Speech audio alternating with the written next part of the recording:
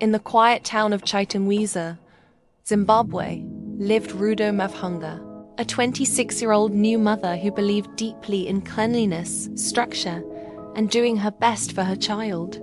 She was married to Tawanda Mavhunga, a 30-year-old hard-working man who loved his family and tried his best to keep peace between his wife and his relatives.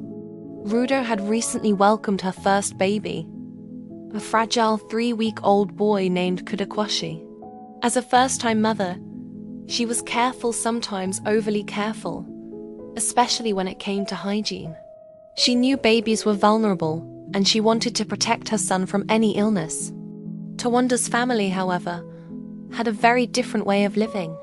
His mother, Mai Mavhunga, a 55-year-old woman raised in the rural parts of Masvingo, believed that children grow strong when they are not overprotected.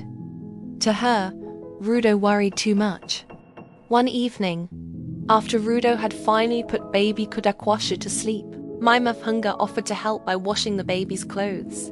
Grateful for the help, Rudo gently asked her to wash them in the bathroom to avoid dust and germs from outside. Mai Mavhunga nodded, and Rudo returned inside. A few minutes later, Rudo stepped out and froze. There, under the open sky, Mai Mavhunga was washing the baby's clothes outside, near the washing area where everyone cleaned shoes and blankets. Fear rushed through Rudo. Without thinking, she raised her voice and tried to explain the dangers of infection and poor hygiene for a newborn. The moment became heated. Feeling disrespected and embarrassed, Mai Mavhunga spoke harshly in anger, saying words she did not truly mean.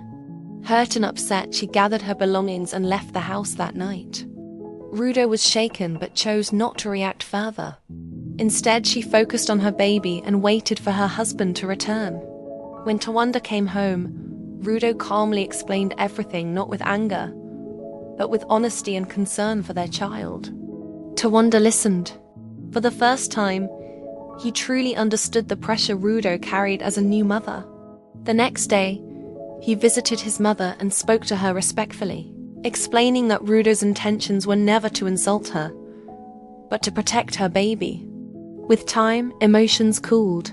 Mai Mavhunga later returned, this time with a softer heart. She admitted that the world had changed since she raised her children, and that perhaps there were new things she could learn. Rudo, in turn, apologized for raising her voice and thanked her mother-in-law for wanting to help. They agreed on simple hygiene rules for the baby, and peace slowly returned to the household. What began as misunderstanding ended as growth.